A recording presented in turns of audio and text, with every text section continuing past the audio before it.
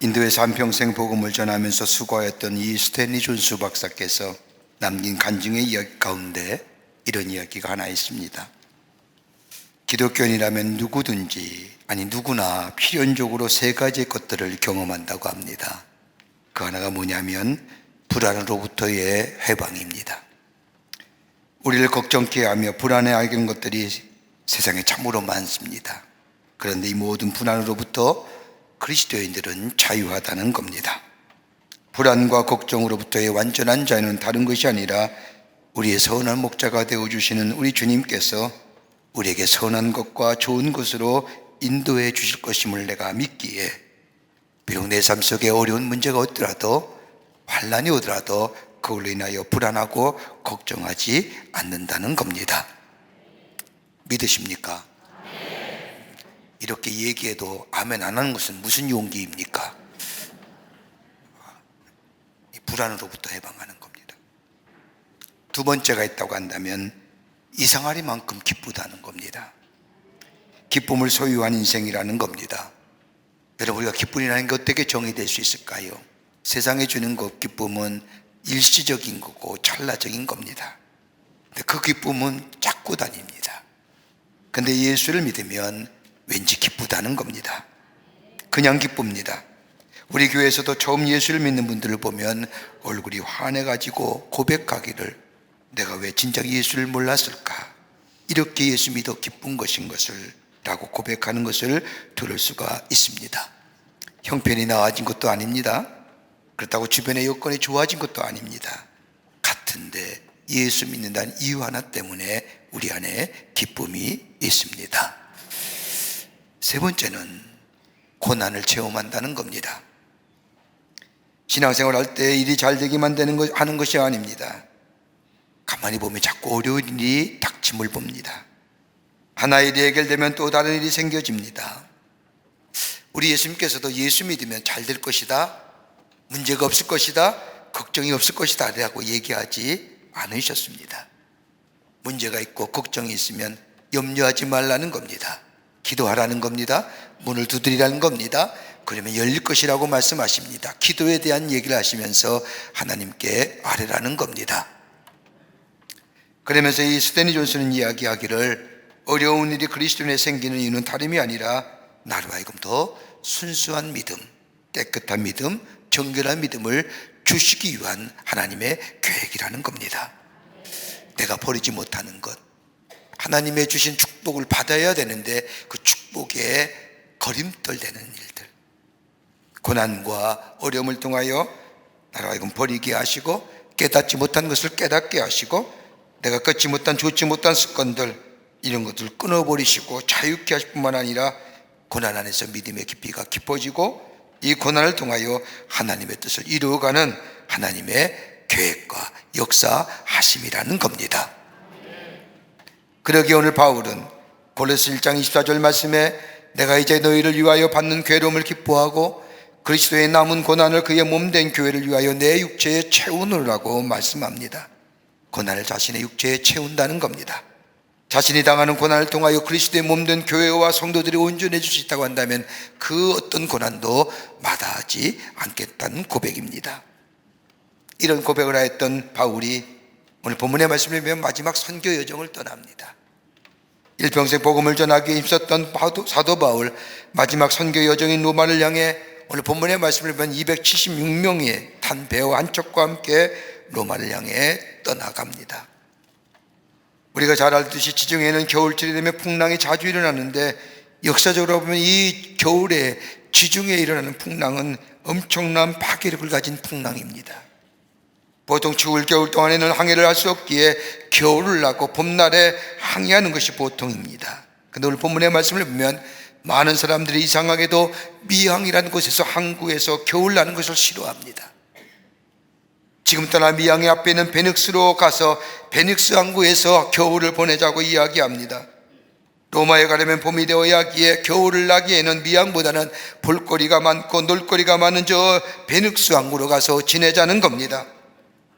그런데 이 베닉스 항구까지 가려고 하면 미항에서 며칠의 항해가 있어야만이 가능합니다. 고린도사도행전 27장 9절의 말씀을 보면 금식하는 절기가 이미 지났으므로 행선하기가 위태한지라고 적혀져 있습니다. 아직은 배가 가기가 쉬운 길이 아니라는 겁니다. 그런데 오늘 이 성경에 나오는 사람들은 일생의 안락감 그리고 생명이 먼저임에도 불구하고 저들은 자신의 삶의 쾌락을 위하여 저 미양을 떠나 베넥스로 떠나갑니다. 이런 사람들의 결정에 사도 바울은 상식과 자연적인 과학의 지식을 가지고 미양에서 겨울을 나서 낮이 나고 봄에 떠나 저 로마로 가라자고 말하지만은 이 바울, 죄수의 몸으로 저 로마로 향해 가는 이 바울의 말에 사람들이 귀 기울이지 않습니다. 오히려 바울의 말보다 저 백부장이나 선주의 말을 더 신뢰하는 것 같습니다. 당시 선장이라고 한다면 산전수전 다 겪은 사람입니다. 항해의 경험도 있습니다. 지식도 있고 기술과 경험의 대명사입니다. 지중해를 항해하는데 많은 경험을 가지고 있었을 겁니다. 여기에 항해와 저기 선장과 백부장과 그리고 선주가 괜찮다고 하니 그 많은 숫자의 사람들이 저들과 함께 미양을 떠나 베닉스 항구로 나아가게 됩니다. 아니가 다를까요? 베닉스를 가다가 엄청난 풍랑을 만납니다. 오늘 말씀에는 이 풍랑의 이름이 나오고 있는데 그 이름을 유라굴라라고 이야기합니다. 이 풍랑의 파괴력이 얼마나 큰지 인간의 힘으로 도무지 할 수 없는 처지가 되자 배 안에 모든 사람이 손을 놓고 맙니다. 그 15절 말씀입니다. 가는 대로 두고 쫓겨가다가 그냥 내비려 두는 겁니다. 바람이 불면 바람이 부는 대로, 파도가 일렁이면 일렁인 대로. 인간의 힘으로 도무지 할 수 있는 것이 아무것도 없던 그때에 모든 사람이 손을 놓고 그저 물결 치는 대로, 요동 치는 대로 움직여 갑니다. 그 안에는 좋은 것들, 귀한 것들, 아마도 중국의 실크를 통하여 가져왔던 저 동양의 귀한 물건들, 그 엄청난 파괴력 앞에서 18절의 말씀을 보면 다 짐을 바다에 풀어내리라, 다 던져버린 겁니다. 그리고 바람이 부는 대로 그냥 밀려갑니다. 만약 어디엔가 부딪히기만 하면 죽는 상황입니다. 소망이 없습니다. 구원의 요망이 사라졌습니다. 소망이 사라졌기에 두려움만 남았습니다. 헬라의 그 찬란한 지식도 경험도 인간의 노력도 자본도 권세도 그 배 안에서는 아무런 소용이 없는 겁니다. 대노하는 풍랑 앞에 무용지물입니다. 여러분, 인간이 대체로 환경 속에 두려움을 느끼게 되면 그 다음에 가져다주는 인간의 감정이 뭘까요? 절망하며 좌절합니다. 그 상승이 일으키면 뭐예요? 손 놓아버려요. 이 손 놓는다는 것은 구원의 여망이 사라졌다는 거예요. 소망이 없다는 거예요. 자포자기 심장으로 될 대로 되라, 시간과 흐름 속에 환경과 여건 속에 흘러가는 거에 내 인생을 맡겨버리는 겁니다.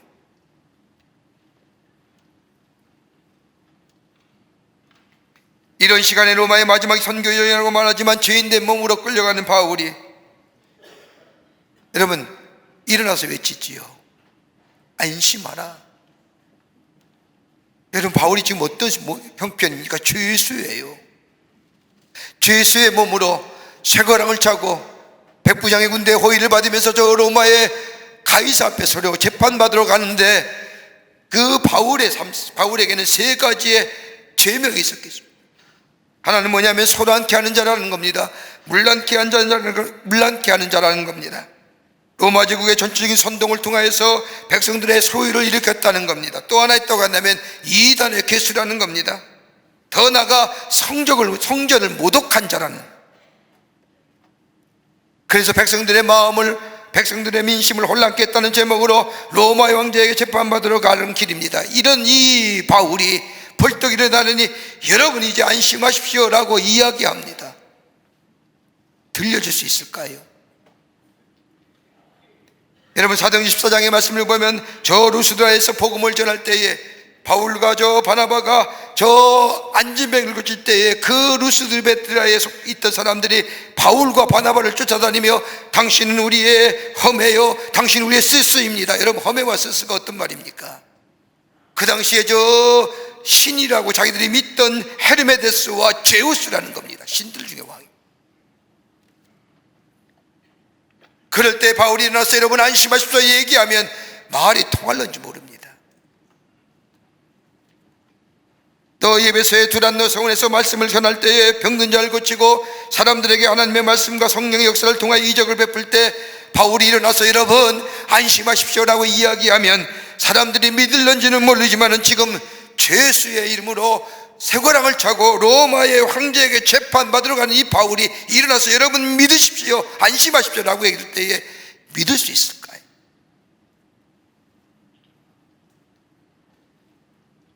근데 이상하지요. 저들이 바울의 말을 듣습니다. 아마도 저들이 바울의 말을 들었던 것은 그 누구도 얘기하지 않았지만 바울이 안심하라고 얘기는 달매라 지푸라기라도 잡고 싶은 심정으로 바울이 얘기했던 이제 안심이란 얘기가 있어서 이제는 어떤 의미가 갈 수 있을까요? 다른 말로 말하면 인간의 지혜와 인간의 경험과 너희들이 의지했던 그 모든 것들 저 폭풍 앞에서 아무것도 아니다. 너희들이 가졌던 지혜와 경험과 용기와 네 가졌던 의지했던 거 다 물거품 같은 것이지 않느냐. 저들이 몸소 배 안에서 그것을 경험한 그때에 들려온 이 바울의 음성에 저들은 바울의 음성에 귀 기울이게 됩니다. 여러분 우리의 인생의 여정이 어떤 걸까요? 광야 같은 여정 아닙니까? 풍랑 있는 바다에 노조가는 배 한 척과 같은 우리의 인생의 여정 아닙니까? 풍랑이 닥치며 어려움과 역경이 닥칠 때마다 우리는 실망하고 그 실망이 두려움으로 찾아오고 두려움이 우리에게 절망과 좌절을 가져주는 우리의 삶의 모습 속에 어떻게 이걸 넘어서서 하나님의 약속하신 그 약속의 축복을 누릴 수 있는 복된 인생으로 살아갈 수 있을까요? 오늘 본문을 통해서 우리 하나님이 우리에게 하시고자 하는 말씀이 어떤 의미일까요? 무엇을 우리에게 이 바울이 겪었던 이 사건을 통하여 우리에게 하고 싶은 말씀이 어떤 걸까요? 우리 인생의 풍랑을 넘어서서 광야의 길을 넘어서서 저 이스라엘 백성이 가나안 땅에 들어갔듯이 오늘 여기 있는 이 사람들이 소원의 항국인 저 로마의 항구에 갔던 것처럼 우리의 소원의 항구에 도착하려고 하면 어떻게 하면 우리가 우리 인생의 여정 속에 일어난 이 험한 일 풍랑 같은 우리 인생들 넘어서서 하나님의 축복을 누릴 수 있는 길이 어디 있을까요? 오늘 본문의 말씀은 우리에게 몇 가지로 귀한 영적인 도전과 더불어 말씀해 주고 계십니다. 첫째는 인간의 가치를 내려놓을 때 거기에 새로운 역사가 일어난다는 겁니다. 오늘 본문의 말씀을 보십시오. 21절의 말씀을 보면 사도 바울이 배에 탄 276명에게 말합니다. 내 말을 듣고 그리스도에서 떠나지 아니었더라면 좋았을 뻔하였느니라. 한번 생각해 보십시오. 미양에서 베녹스로 가기 위해 얼마나 많은 사람들이 그 안에서 난성토라를 벌였겠습니까? 가자, 아니다, 여기서 겨울을 지나고 로마를 향해 가자. 잘났다는 사람도 많았을 것이고 자신의 경험을 비추어서 자신의 의견을 피력하는 사람도 있을 거고 자신의 체험과 자신의 과학적인 상식을 가지고 자신의 주장을 얘기하는 사람도 있을 것이고 이런 분분한 의견의 논쟁 시간 끝에 끝을 맺고 많은 사람들의 의견을 따라 겨울의 지중해 길을 떠납니다. 여러분 우리도 그렇잖아요. 우리 인생에 소수의 의견을 얘기하지만 대다수가 따라가는 길 다잖아요. 싫든 거기서 낙오되면 그 공동체에서 소외될까봐 내 의견이 있음에도 불구하고 얘기는 하지만은 그러나 가자고 했을 때 마지못해서 따라가잖아요. 근데 풍랑을 만났습니다. 그리고 그렇게 소중히 여기던 짐들을 다 바다에 던져버립니다. 다 풀어버렸습니다. 이럴 때에 하나님의 음성이 바울을 통하여 들려진 겁니다. 안심하라. 하나님의 말씀을 듣는 겁니다. 여러분 우리의 신앙생활 가운데 가장 중요한 부분이 있다고 한다면 하나님의 말씀을 듣는 거예요. 듣는 거예요. 그래서 믿음은 들으면서 난다고 했잖아요. 여러분 기도, 그리스도인이 갖는 가장 특권 중에 특권이 뭘까요? 기도입니다. 여러분 기도를 정의할 때 뭐라고 정의합니까? 대화라고 얘기하잖아요. 대화는 어떤 걸까요? 말하는 사람이 있고 듣는 사람이 있을 때 대화라는 것이 이루어지잖아요. 우리가 기도한다는 게 어떤 걸까요? 하나님과 대화하는 겁니다. 하나님과 소통하는 겁니다. 여러분, 기도할 때 어떻게 기도하는가요? 하나님 앞에 엎드려 기도할 때 내 문제와 내 아픔과 내 고통과 내 답답함과 내 슬픔을 다 하나님 앞에 내어놓습니다. 올려드립니다. 저 히스기야가 저 아시리아의 군대가 왔을 때에 자신을 대하여 여러 가지 많은 험담을 하고 하나님을 모욕하는 그 기도 제목들 그대로 하나님의 성전에 올라가 올려놓은 것처럼 하나님 앞에 다 올려놓지 않습니까? 여기까지는 좋습니다. 하나님, 기도가 하나님과의 대화라고 한다면, 하나님 앞에 얘기했다고 하면 하나님이 나를 향하여 그것에 대해 뭐라 얘기하는지 들어야 되는데 그냥 이래서 나가잖아요. 만약 하나님이 그러실 거예요. 야야야 잠깐만 기다려. 그런데 저는 모른 척하고 싹 하고 나가잖아요. 내 기도 끝났다고요.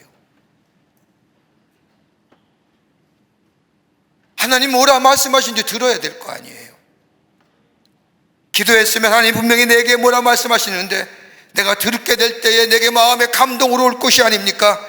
하나님 내 마음을 움직이고 내 마음을 치는 말씀이 있을 거 아닙니까? 그 말씀 따라 듣고 그 말씀 따라 순종하며 행하게 될 때에 하나님과의 기도를 통하여 온전한 대화와 소통을 통하여 내 기도에 응답하시는 주의 음성, 그리고 그 말씀 따라 순종하며 살았더니 내 안에 기도 응답의 역사가 일어나게 될 때인데 이게 안 되는 거예요.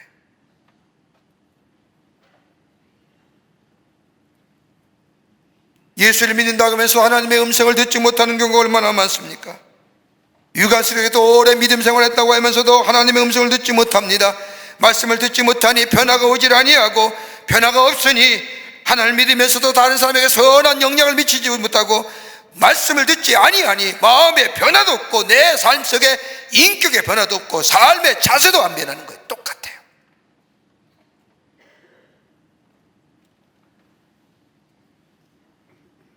그러다가 오늘처럼 결정적인 순간이 오면 그때서야 주의 음성 들려오는 거예요. 다 잊어버리고 나서야 주의 음성을 듣습니다. 여러분, 하나님의 능력의 역사는 내게 얽매이기 쉬운 것, 내가 갖고 있는 것, 내가 무거운 것들, 내가 소중하게 생각했던 것들, 우리의 경험이나 우리의 지식이나 우리의 자본이 여러분 우리의 풍랑에서 구원해 주는 거 아닙니다. 여러분, 민족의 장래와 구원이 우리들의 경제력이나 우리의 자본에 있는 것이 아닙니다. 내 가정의, 내 공동체, 내가 속한 공동체의 미래도 구원도 내 자본이나 내 경제력이나 내 경험치나 내 지혜, 이걸로 이루어진 것이 아니라 하나님의 손에 있는데, 하나님의 구원의 역사는 어떤 것이냐? 내가 가지고 있고 내가 소유하고 내가 자랑스럽게 생겼던 내 경험치, 내 커리어 하나님 앞에 내려놓게 될 때에 nothing이라고 하는 것이 표현될 때에 그때 주님이 우리를 뭘 만들어요? something으로 만들어요. 그게 구원입니다. 좁은 문으로 들어가는 것이 어떤 것일까요? 못 들어가는 문이 아닙니다. 들어갈 수 있습니다. 좁은 문으로 들어가라는 것은 무슨 말씀이에요? 들어가기 힘들건 거추산 것을 다 내려놓을 때에 좁은 문을 들어가 구원과 영생을 잃을 뿐만 아니라 하나님의 축복을 누리는 삶, 못 들어가는 문이 아니라 들어갈 수 있습니다. 그러나 내려놓을 것이 많다는 거예요.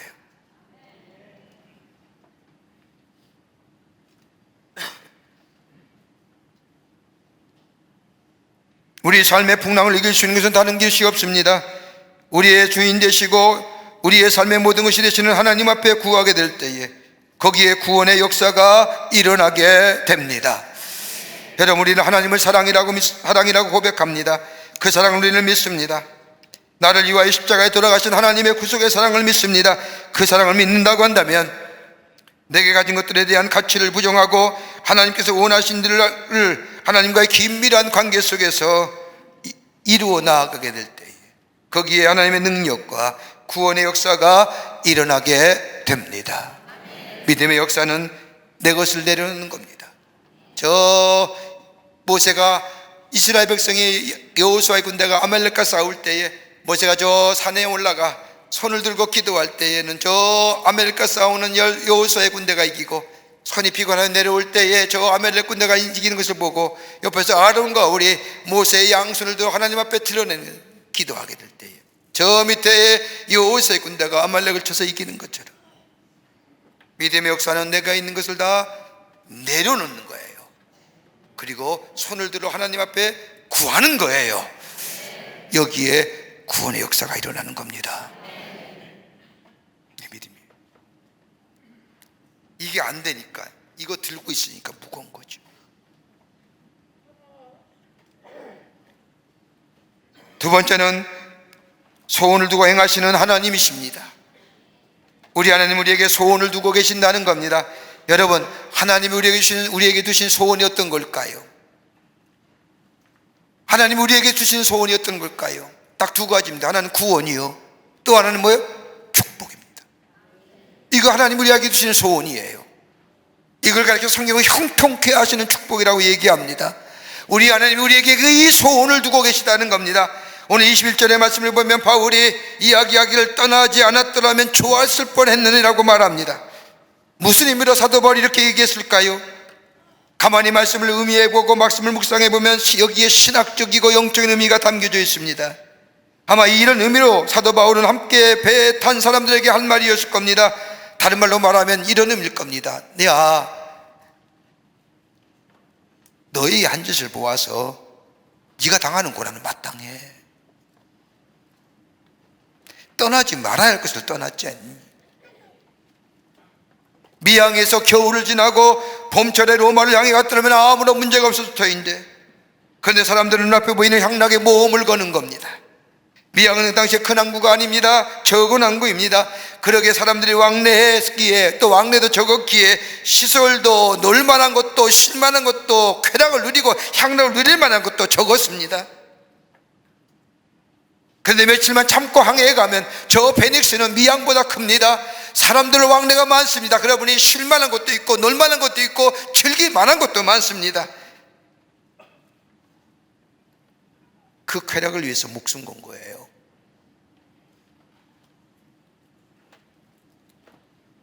향락을 위해서 목숨 건 거예요. 여러분 가만 보십시오고요. 우리의 삶 속에 향락과 쾌락을 위해서 하는 것들이 오래되게 심사숙고해서 결정해서 선택한 겁니까? 충동적이잖아요. 다분히 충동적. 내가 어느 날 며칠 몇 시에 어디에 가겠다, 거기 가면 좋겠다, 이거 아니에요.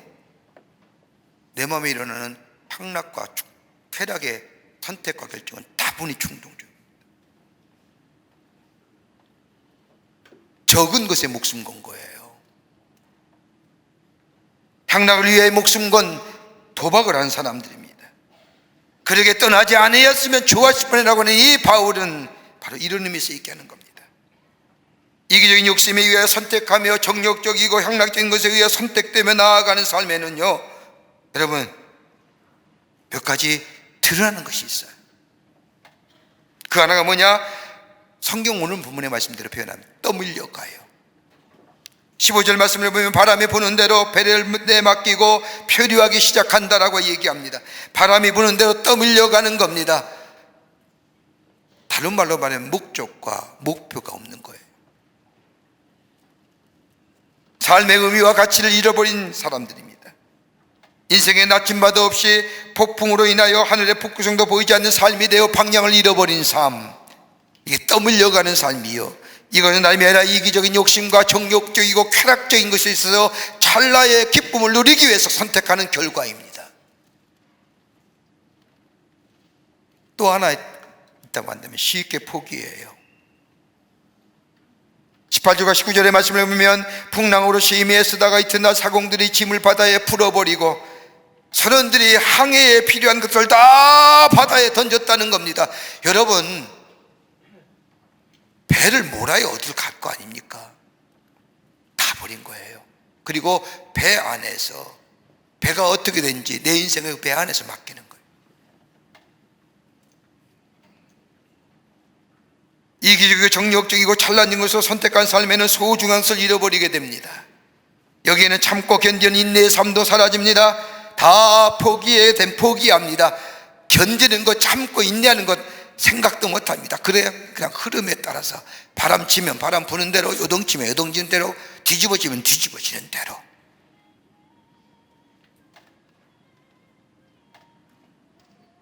또 하나 있다고 한다면 절망하게 된다는 거예요. 20절 말씀을 보면 여러 날 동안 해도 별도 보이지 아니하고 큰 풍랑이 그대로 있음에 구원의 여망마저 없더라. 다른 말로 하면 두려움만 남은 거예요. 두려움에는 결국 다 내 포기하는 자포조기가 있습니다. 그런데 사도 바울은 이들을 향하여 하나님의 사자가 들려준 음성을 저들에게 전하는 겁니다. 이제 안심하라. 왜요? 하나님의 소원이 있기 때문에. 인간이 인간대로 실수를 했지만 하나님은 초연하신 거예요. 인간의 실수와 어물을 넘어서서 하나님이 하시고자 하는 뜻이 있어요. 인간의 실수를 하였더라도 버리지 아니하시는 하나님, 심판하고 멸망시키지 아니하시는 하나님, 그 가운데서도 하나님의 소원을 두고 하나님의 기대를 가지고 있다는 거예요. 그렇게 좋으신 하나님이에요. 여러분, 창세기 3장에 나오는 아담과 하와의 타락의 사건을 보세요. 만약에 하나님의 심판과 저주 그리고 멸망을 행하시는 하나님이라고 한다면 하나님께서 하지 말라고 하는 선악과를 따먹은 아담과 하와 그냥 두셨겠까요? 저들이 하나님의 말씀을 어기고 입었던 옷이 어떤 걸까요? 큰 잎사귀를 따서 부끄러운 부분만 가리웠던 저들에게 그것을 끝나는 것이 아니라 하나님의 명령을 어겼음에도 불구하고 그들을 위하여 하나님께서 손수 가죽옷을 지으셔서 입혀주세요. 한 성서학자는 이 모습을 대해서 이렇게 얘기합니다. 인간의 죄는 인간 스스로가 씻을 수 없고 가릴 수는 있어도 씻지는 못하지만 하나님이 아담과 하와를 위하여 가죽옷을 입혀준 것은 다름이 아니라 장차 오실 예수 그리스도가 우리의 죄를 대속하시고 십자가에 달려 돌아가심으로 우리의 죄를 사해 주실 뿐 아니라 우리에게 영원한 생명을 주신 그런 의미에서의 헤어지지 않는 가죽옷 그걸 입으셨다는 거예요. 하나님의 사랑과 하나님의 자비하심과 하나님의 긍휼과 함께 아파하시는 하나님, 이것을 끝나는 것이 아니라 우리에게 하나님의 소원을 두고 계시는 구원과 축복을 주시기 위한 하나님의 일이라는 겁니다. 이제 안심하라. 이 음성이 들려왔다는 것은 소망이 있다는 겁니다. 구원의 여망이 있다는 겁니다. 잘못된 길을 갔음에도 불구하고 우리를 버리지 아니하시는 하나님, 실수하였음에도 불구하고 실수함을 통해서 하나님의 뜻을 이루려가는 하나님의 자비와 사랑과 긍휼이 하나님의 소원이 되어 저들 가운데 임하게 되었다는 겁니다. 폴란드에 붉은 머리를 가진 한 소년이 있었습니다. 시골 소년인데 피아노를 너무 좋아해서 피아니스트가 되겠다는 꿈을 가집니다. 나름대로 독학을 하고 스스로 공부해서 유명한 교수들 찾아가 사사를 요청합니다. 하지만 교수들은 이 소년에게 피아노를 한번 쳐보라고 하면서 자네는 손가락이 짧고 굵어서 피아노를 치기에 적합하지 않다고 하며 사사하기를 거절합니다. 그래도 음악이 좋으니까. 선생님들은 피아노는 안 된다고 하니까 나팔을 불어볼까, 다른 악기를 불어볼까라고 하지만 마음에 들지가 않습니다. 피아노가 좋습니다. 아무리 애를 써도 사사받을 선생님을 구할 길이 없습니다. 그러던 어느 날이었습니다. 큰 만찬에 모임이 있었는데 만찬에 뮤지션으로 참석하여 이 소년이 피아노를 치게 되었습니다. 연주가 끝나자 점잖은 한 사람이 다가오더니 이 소년의 어깨를 치면서, 야, 너는 이 피아노에 소질이 많구나, 열심히 공부하거라, 이 한마디 해주는 겁니다. 이 한마디를 해준 사람, 나중에 알고 보니까 러시아 유명한 피아니스트이자 작곡가인 안톤 루빈스타인이었습니다. 안톤 루빈스타인이 나에게 너 소질 있구나, 열심히 공부해보, 이 말 한마디. 이 소년은 지옥에서 천국으로 가는 것 같았습니다. 하늘이 환하게 열리는 기쁨을 얻었습니다. 그러면서 이 소년은 하루에 7시간 이상씩 피아노를 칩니다. 이 사람이 누구냐? 폴란드가 나온 유명한 세계적인 피아니스트인 얀 파델레프스키입니다. 가능성 있다는 말 한마디, 넌 소질 있으라고 하는 이 말 한마디, 말 한마디가 세계적인 피아니스트인 얀 파델레프스키를 만든 것처럼 이제 안심하라는 거예요. 뭐예요? 안전과 구원은 세상에 있는 것이 아니라 경험하지 않았느냐? 다 버렸지 않았느냐? 그리고 배 안에 갇혀서 그 배 안에서 갇혀서 배에 요동치고 풍랑에 바람 부는 채로 다 있는 인생 아니냐? 하나님의 음성이 들려왔지 않느냐? 이제 안심하라. 구원은 하나님께 달려있느니라. 소망은 하나님께 있느니라. 그 소망 안에 자비와 국률하심이 있고 그 자비와 국률하심이 하나님의 소원으로 우리 가운데 있는데 그 소원은 너희를 구원하시는 길이고 너희를 축복하시는 길이라는 것이라.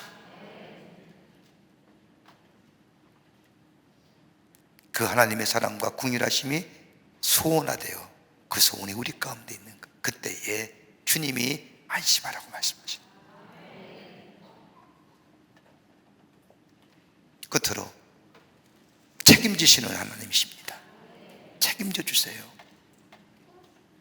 바울에게 사자를 통하여 말씀하신 이제 안심하라고 하는 말씀은 그 자체가 약속입니다. 하나님께서 책임져 주시겠다는 거예요.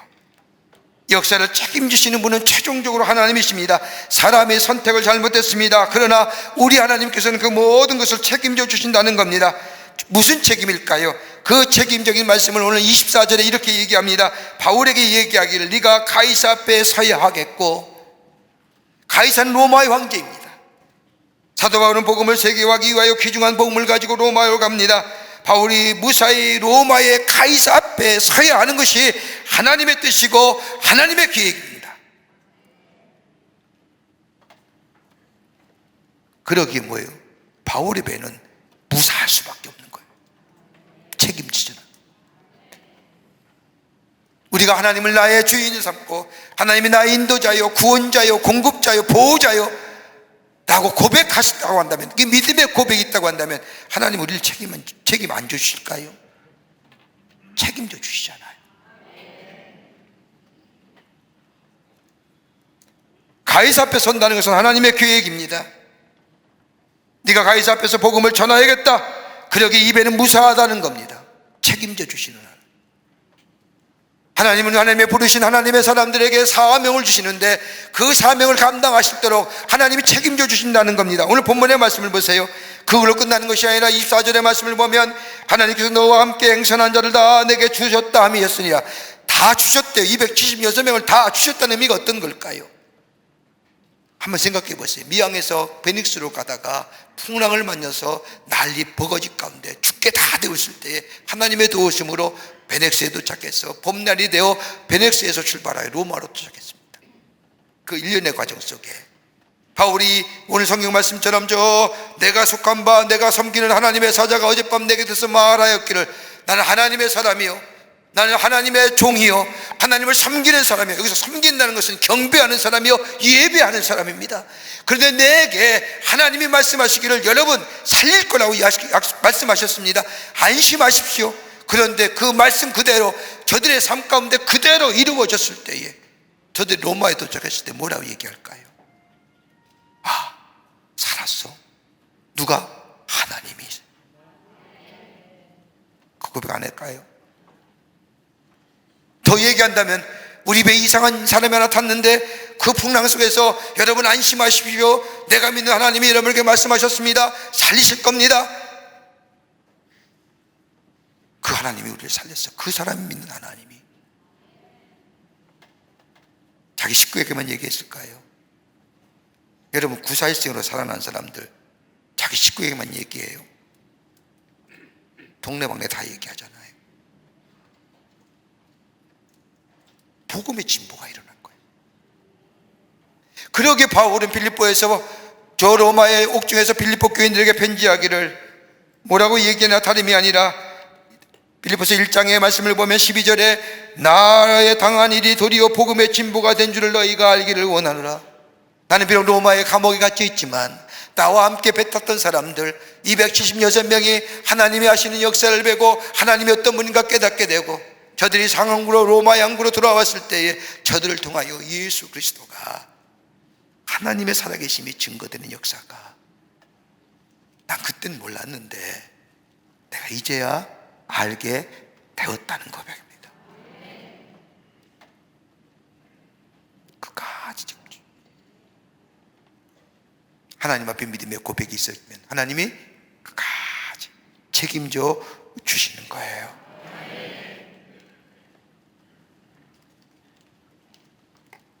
하나님 앞에 내 것을 내려놓고 손을 들고, 그리고 하나님이 나를 의 소원이 있음을 기억하면서 참고 견디어 인내할 뿐만 아니라 믿음의 고백을 통하여 하나님의 놀라운 역사를 경험하고 증거하는, 그래서 복음의 확장성을 이루가는 그런 믿음의 역사들이 오늘 여러분과 저 가운데 있어지기를 주의 이름으로 축원합니다.